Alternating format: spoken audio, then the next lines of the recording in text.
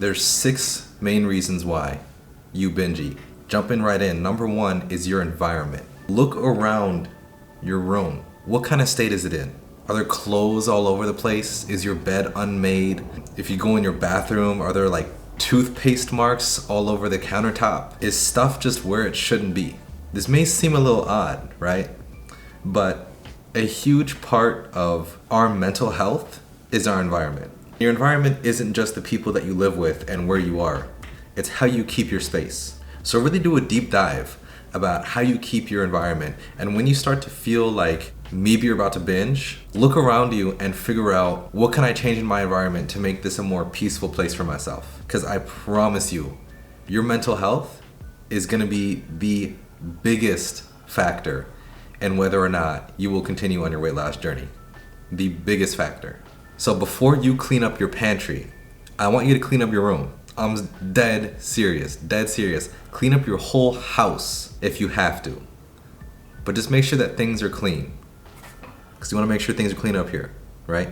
So number 2, why you binge eat is because of stress.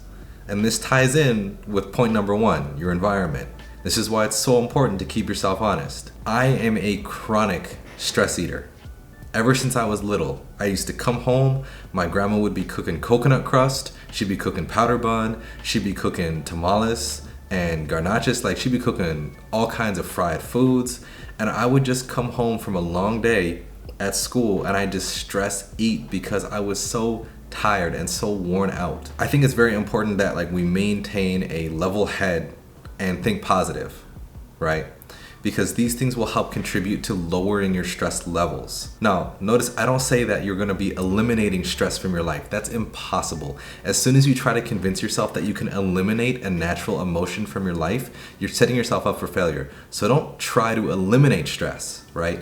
Try to manage stress and try to reduce stress and try to accept it and learn how your body reacts to stress. These things in the long term will be far more valuable than trying to pretend like stress doesn't exist and that you're above it, right? Everyone feels stress, but what we can do is do our best to temper that and gain emotional awareness so that we can be better about just managing it. Reason number 3 why you binge eat is because you're keeping your trigger foods in the pantry. And if you're doing this, I don't even know why are you watching this video, because you already know what you're doing. You already know what you're doing. If you know that your food, your trigger food is Oreos, double stuff Oreos, then stop buying double stuff Oreos. If you're like me and your trigger food is like a Twix, stop buying Twix. I don't care about their new marketing campaign about the right and the left Twix, all right? Nobody cares about that. Just stop buying them. You don't need that in your life, right? If your trigger food is something savory, like Cool Ranch Doritos, don't get me started on Cool Ranch Doritos, okay? I will eat that until my stomach explodes. So that was the first thing I got rid of, because I knew that I would eat those until my stomach explodes. You don't want to give up the foods that you love. But in this case, you're going to have a clean slate because you don't want to distract yourself. You do not want to distract yourself when you're trying to lose weight. That is the hardest, most difficult thing, that one step of just clearing out your pantry, right? It's not easy, but it's necessary. And there's a reason why so many people talk about it. The thing that you'll start to run into once you start to eliminate your trigger foods is cravings, right? And you need to be prepared for this. This is why we take steps 1 and 2. Clean your environment, manage your stress, because when those cravings hit, they're gonna hit hard. I promise you, they will hit hard, and it'll hit in a way that you would not have ever imagined. I used to get emotional over my stress cravings or over my trigger food cravings. I would not believe how hungry I would become late at night just thinking about the foods that I used to binge and used to just love eating as a comfort food. Not having those in my life literally affected my mood. So again, this is why you need to stay on top of your mental health, right? This is extremely important. And if you want this to be something that's sustainable, you need to start here. You need to start here. Be kind to yourself. Again, we're not aiming for perfection. We're aiming for progress, okay? If you binge every once in a while because you're craving a trigger food, it happens, okay? The guilt that comes along with binge eating is oftentimes the trigger for more binge eating. So again, you need to be able to be kind to yourself, and you need to be able to accept the fact that it's not going to be a perfect road. There's going to be bumps along the ways, and we need to prepare ourselves for those. Okay? Be kind to yourself, all right? You're doing a big thing here. You deserve that much at least. Reason number 4 why you binge eat is because you don't have a strong enough vision. What are you planning to accomplish by losing weight? What is the light at the end of the tunnel? Are you trying to fit into a suit or a dress? Are you just trying to have more energy throughout the day so you could play with your family? Are you just trying to impress a certain someone? That was me. That was my main motivation. I just wanted to look good for the girls. I mean, I am who I am, right? But the point of the matter is you need to have a strong vision in your mind, because when times get tough, that vision is the one thing that will drive you forward. We've all been in situations, right? We've all been in situations where we think that we have the willpower we need. We think that we have the support that we need from our friends. But at the end of the day, you and only you will be the deciding factor in whether or not you succeed or not. So you need to be able to keep yourself honest. You need to have that vision in mind so that you have something to go back to when things get hard. Reason number 5, you are dieting. Sounds counterintuitive, but if you're doing long-term fasting, or you're doing really tough diets, if you're doing like the Atkins diet, or the grapefruit diet, or the potato diet, or just any kind of diet, you are going to fail. I promise you, right? Because you don't want this to be okay, I lose the weight for this event and then I'll just put it back on and go right back to step 0. You want this to be something that you can sustain for the rest of your life, right? That is the number one thing. If this is not something that you can sustain for the rest of your life, then you will fail. So, temper your expectations. Stop trying to lose 50 pounds in a week. Stop watching those 8 tips to lose weight fast with like the big red circles on like the belly fat, where they're grabbing the belly fat. It's like, that doesn't work. You know it doesn't work. You've tried it before. You've tried it 100 times before. What results do you have to show for that? All you end up with is more guilt and shame for not being able to stick with these ridiculous, unrealistic diets. You need to find something that's sustainable for yourself. The way that we create sustainable eating habits is by finding healthy foods that you enjoy and incorporating them into your everyday diet. So if right now you don't eat any fruits or vegetables, step number 1 is to find fruits and vegetables that you enjoy. If you don't like cauliflower, don't eat it. If you don't like broccoli, don't eat it. If you don't like corn, don't eat it. But maybe you like carrots, maybe you like peas, maybe you like asparagus, right? Like there's a whole slew of things out there. So find what you like and stick to that and incorporate that slowly into your diet. Over time, instead of it being 10% of what you eat, it'll turn into 20 to 30 to 40 to 50% of what you eat.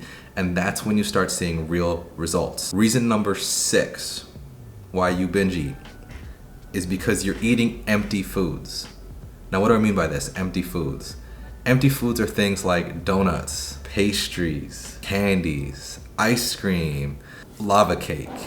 That's my weakness, is lava cake. I love it, but it does nothing for you. The key ingredients that we want in food: protein, healthy fats, and fiber. These 3 ingredients will help keep you full and help keep you satiated for a longer period of time. Now, this happens because fats, protein, and fiber all digest slowly compared to carbohydrates, which digest more quickly.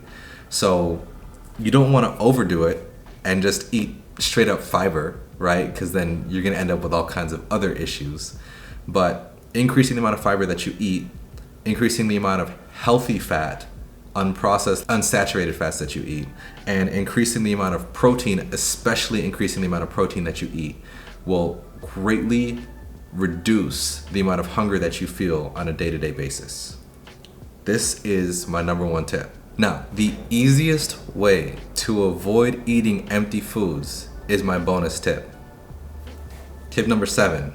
You binge because you don't know how to cook. By learning basic cooking skills, you're going to start to notice and you're going to start to learn a few very important things.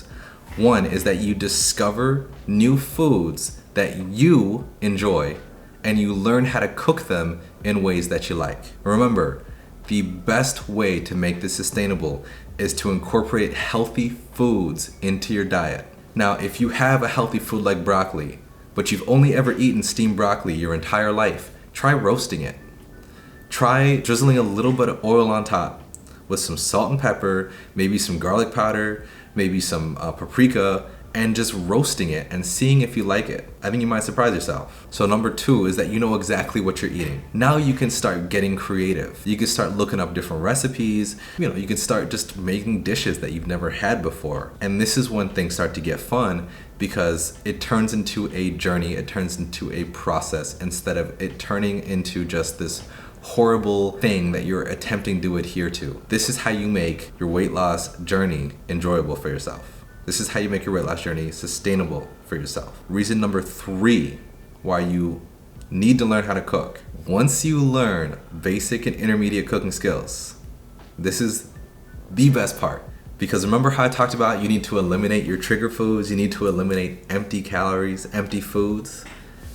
Now you have the cooking skills necessary to go out and make healthier, lower calorie versions of the same foods that you used to binge on. But you can literally binge eat the same foods that you did before, but have it not affect your weight because you've cooked it or you've made it in a way that's healthy. Now, don't get it twisted. Binge eating is not healthy. But if your primary goal is weight loss, there are ways to make foods that are low calorie dense. And that means a food that you can eat a high volume of without adding a lot of calories to your diet. And this is like that golden sweet spot. Once you learn how to do this, this will transform your entire weight loss journey. And you'll find that even when you do end up having those binge moments, the guilt is gone because you're binging on something that you know is good for you. So those are my 7 tips for you. I hope that you can take this information and move forward. I know for me personally, there were a lot of struggles when I was trying to lose weight. There's a lot of misinformation, and there was just a lot of really bad advice, like terrible, terrible, terrible advice. But I promise you, this is what worked for me, and this is what can work for you. I promise you, this is the key. There's a lot more information out there about this. But if you have any questions, feel free. I'm gonna drop my Instagram in the description. Feel free to just hit me up with any questions that you got, and I'd be more than happy to answer your questions or just walk you through something if you don't understand. That's all I got for you. But until next time, have a good one.